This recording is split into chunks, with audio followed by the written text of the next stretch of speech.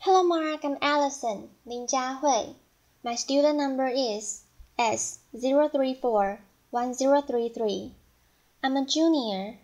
Today I'm going to read a speech, How Mr. Condom Made Thailand a Better Place for Life and Love, given by Mechai Viravaidya. Welcome to Thailand.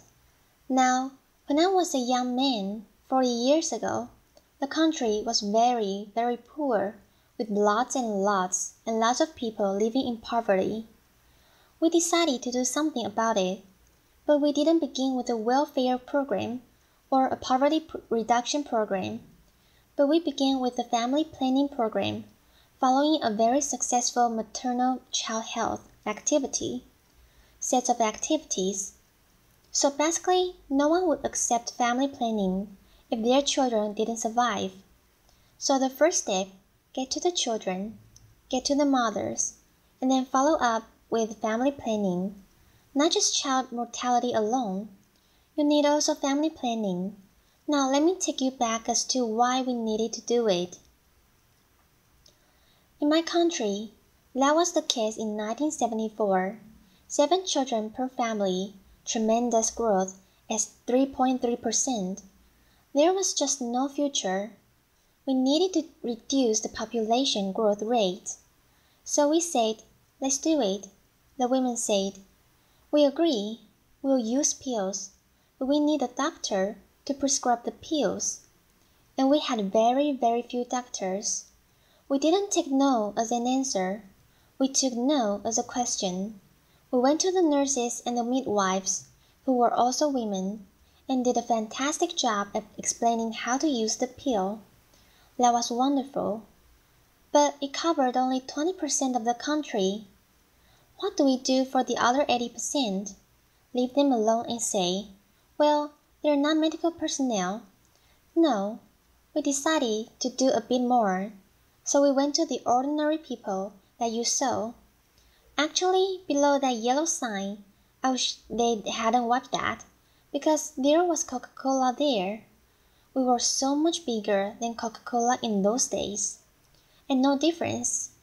The people they chose were the people we chose. They were well known in the community.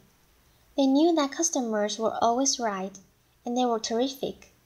And they practiced their family planning themselves, so they could supply pills and condoms throughout the country. In every village of the country. So there we are. We went to the people who were seen as the cause of the problem to be the solution. Wherever there were people, you can see boats with the women selling things. Here's the floating market selling bananas and crabs and also contraceptives. Wherever you find people, you'll find contraceptives in Thailand. And then we decided, why not get to religion? Because in the Philippines, the Catholic Church was pretty strong, and Thai people were Buddhist. We went to them and they said, look, could you help us? I'm there, the one in blue, not the yellow, holding a bowl of holy water for the monk to sprinkle holy water on pills and condoms for the sanctity of the family. And this picture was sent throughout the country. So some of the monks in the villages were doing the same thing themselves. And the women were saying, no wonder we have no side effects. It's been blessed. That was their perception. And then we went to teachers. You need everybody to be involved in trying to provide whatever it is that makes humanity a better place. So we went to the teachers. Over a quarter of a million were told about family planning with the new alphabet. A, B for birth, C for condom, I for IUD, V for vasectomy. And then we had a snakes and ladders game where you throw dice. If you land on anything for family planning, you move ahead. Like, mother takes the pill every night. Very good. Mother. Move ahead. Uncle buys a condom. Very good. Uncle. Move ahead. Uncle gets drunk. Doesn't use condom. Come back. Start again. Laughter. Again. Education. class entertainment, and the kids were doing it in school too. We had relay races with condoms. We had children's condom blowing championship, and before long, the condom was known as the girl's best friend. In Thailand, for poor people, diamonds don't make it, so the condom is the girl's best friend. We introduced our first microcredit program in 1975, and the women who organized it said, "We only want to lend to women who practice family planning. If you're pregnant, take care of your pregnancy. If you're not pregnant, you can take a loan out from us." And that was wrong by them. And after 36 years, it's still going on. It's a part of the Village Development Bank. It's not a real bank, but it's a fund, microcredit. And we didn't need a big organization to run it. It was run by the villagers themselves. And you probably hardly see a Thai man there. It's always women, women, women, women. And then we thought we'd help America, because America's been helping everyone, whether they want help or not. Laughter. And this is on the 4th of July. We decided to provide vasectomy to all men, but in particular, American men, to the front of the quayway. Right up to the ambassador's residence during his unclear, and the hotel gave us the ballroom for it. Very appropriate room. Laughter. And since it was near lunchtime, they said, "All right, we'll give you some lunch. Of course, it must be American cola. You get 2 brands, Coke and Pepsi. And then the food is either hamburger or hot dog. And I thought a hot dog will be more symbolic." Laughter. And here it is. Here is this. Then, young man called Willie Boone, who worked for the USAID, obviously he's had his vasectomy because his hot dog is half eaten, and he was very happy. It made a lot of news in America, and it angered some people also. I said, "Don't worry, come over and I'll do the whole lot of you." Laughter. And what happened? In all this thing, from 7 children to 1.5 children, population growth rate of 3.3 to 0.5. You could call it the Coca-Cola approach if you like. It was exactly the same thing. I'm not sure whether Coca-Cola followed us or we followed Coca-Cola, but we're good friends, and so that's the case of everyone joining in. We didn't have a strong government. We didn't have lots of doctors, but it's everybody's job who can change attitude and behavior. Then AIDS came along and hit Thailand, and we had to stop doing a lot of good things to fight AIDS. But unfortunately, the government was in denial. So our work wasn't affected. So I thought, well, if you can't go to the government, go to the military. So I went to the military and asked to borrow 300 radio stations. They have more than the government, and they've got more guns than the government. So I asked them, could they help us in our fast against HIV? And after I gave them statistics, they said, yes, okay. You can use all the radio stations, television stations. And that's when we went on to the airwaves. And then we got a new prime minister soon after that. And he said, Mechai, could you come and join? He asked me because he liked my wife a lot. So I said, okay. He became the chairman of the National AIDS Committee and increased the budget 50-fold. Every ministry, even judges, had to be involved in AIDS education, everyone, and we said the public, institutions, religious institutions, schools. Everyone was involved, and here, every media person had to be trained for HIV. And we gave every station half a minute extra for advertising to earn more money. So they were happy with that. And then it's education in all schools, starting from university. And these are high school kids teaching high school kids. And the best teachers were the girls, not the boys. And they were terrific. And these girls who go around teaching about safe sex and HIV were known as Mother Teresa. And then we went down one more step. These are primary school kids, 3rd, 4th grade, going to every household in the village, every household in the whole of Thailand, giving AIDS information and a condom to every household, given by these young kids, and no parents objected, because we were trying to save lives, and this was a lifesaver, and we said everyone needs to be involved. So you have the companies also realizing that sick staff don't work, and that customers don't buy, so they all trained, and then we have this Captain Condom with this Harvard MBA going to schools and night spots, and they loved him. You need a symbol of something. In every country, every program, you need a symbol, and this is probably the best thing he's ever done with his MBA. Laughter. And then we get condoms out everywhere, on the streets, everywhere.